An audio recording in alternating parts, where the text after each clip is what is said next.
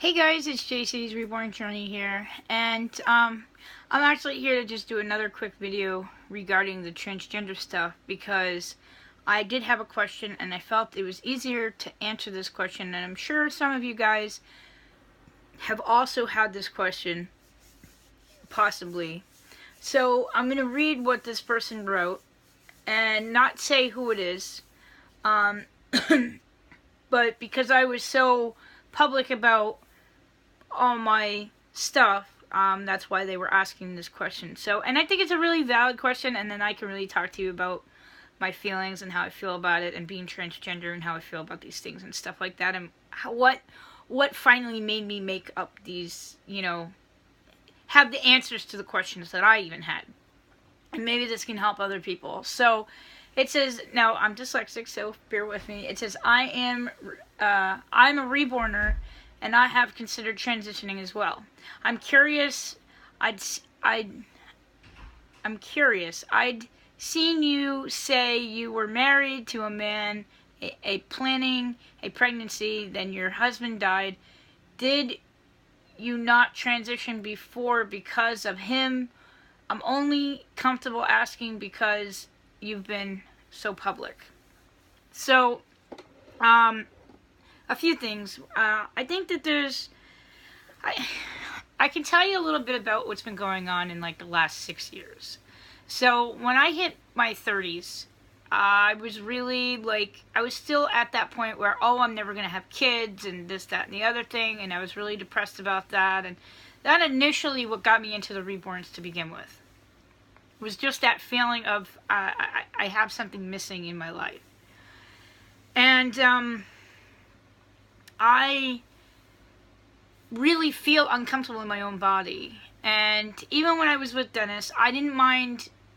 I was comfortable around him, but the second we leave the house, I'm uncomfortable again. Like, we never kissed in front of people. We never, showed emotion or any type of that. But we did correct people if they were wrong. If they thought he was my dad, we said, no, we're together and stuff like that. So, yes, I still felt uncomfortable because I'm not who I really was, but Dennis was such a cool guy that he knew I was transgender, and he just didn't care. He just loved me for me as a person, and that was what the cool part was. Now, I'm going to be a little graphic and be a little bit, I'm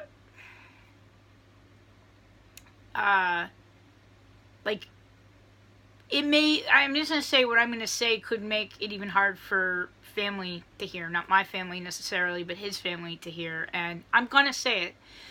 Dennis was he knew how I felt. He knew about it. So, it wasn't, it was part of our relationship.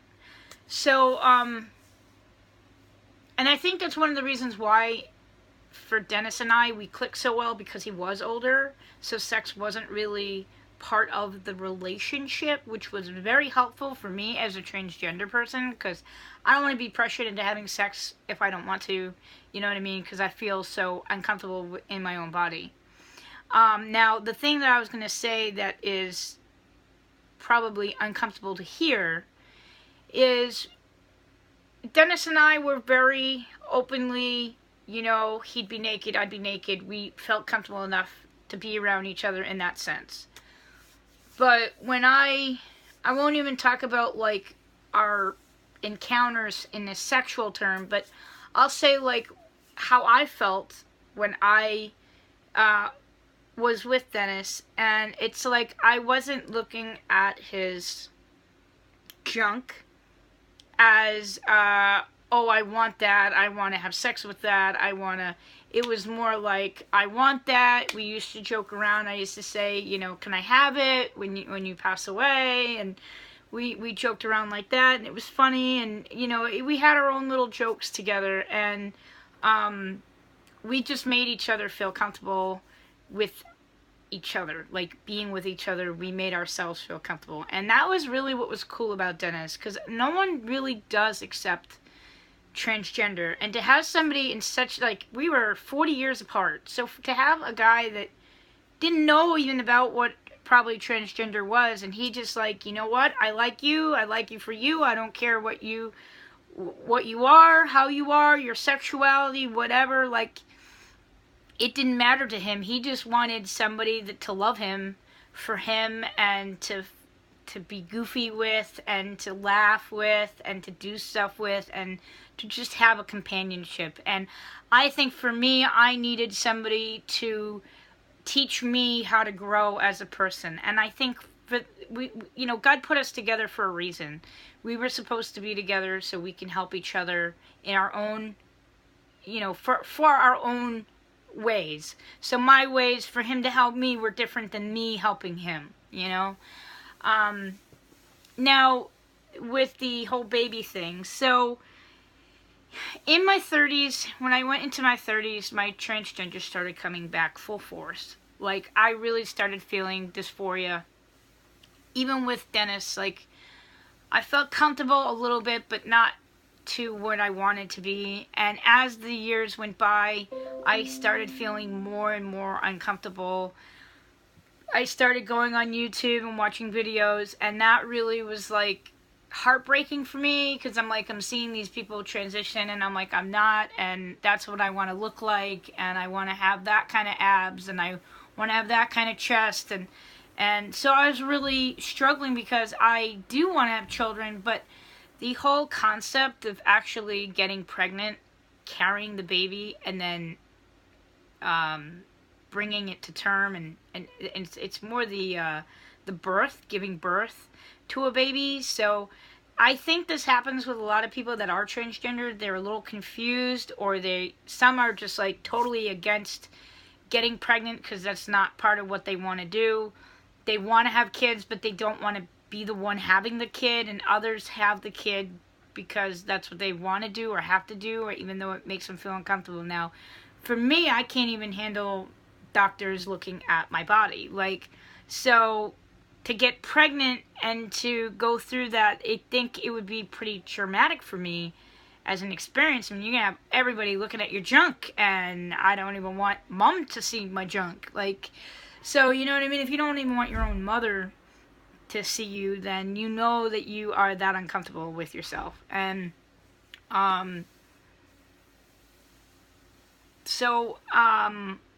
the baby thing. So it also a lot has to do with age and how you actually have a baby. So obviously I wouldn't have sex with a male, as I am.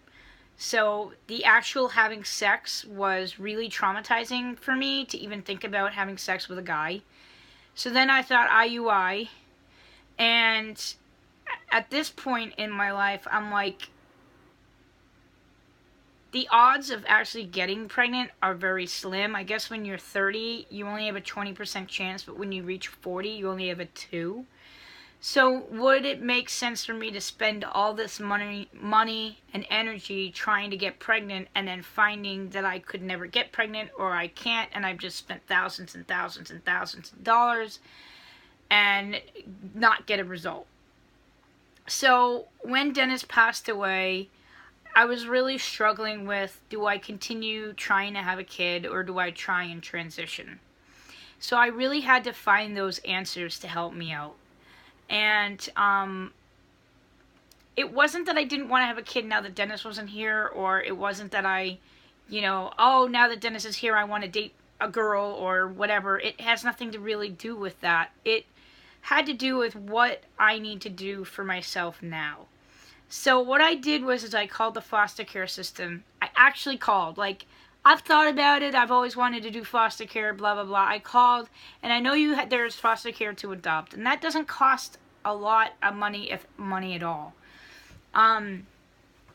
So I called them up, and they called me back, and I talked to this lady, and I just really basically said everything. I told them that my husband just passed away. I said that I'm transgender, and I was going to get ready to start transitioning, and I'm bipolar, and I'm this, and I'm that, and I just said everything, and I'm like, this is my living situation, blah, blah, blah, and honestly, they said, we don't discriminate, you don't have to be with somebody, they just really need a room for the child, so I just don't have enough room here. And then I found out where I live, even if I got pregnant, I wouldn't qualify to stay here. So that was good to know. So right now what I'm trying to do is plan to stay here for like 5 years. Like, that's my ultimate goal, is to at least be here for 5 years and see what happens. Like, see where my life's going to take me. Now, if I end up staying here a little longer than that, I'm okay. But knowing that this could be an option in the future made me feel better, because when I'm ready to take on children that need my help, I'll be ready to do that. And as much as I do want the whole baby experience, I think I still could get that possibly by foster caring to adults, but also doing emergency infant, like do infants only. Like, a lot of times they just need to find a placement for infants real quick, and just say I would prefer, I'm dealing with my my own children. I'd be like, I wouldn't mind doing foster care temporarily for infants. And you might get a lot of them, you might get a little bit of them, but I think that would be really how I would be able to do that. I don't know. So anyways, that is where I stand on that. I also thought, I'm like, you never know what happens in the future.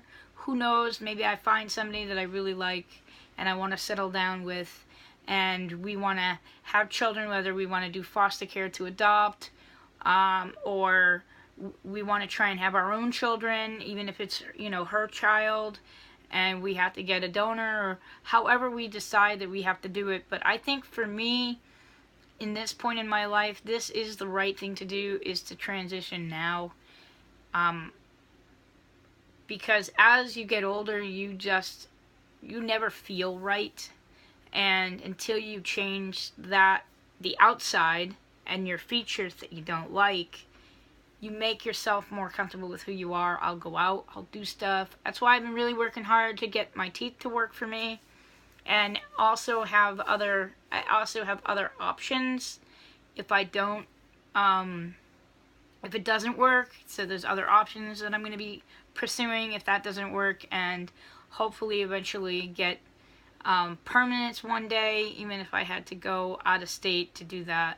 But for now, that is really where I stand with that. I know I did say I was planning on having a kid.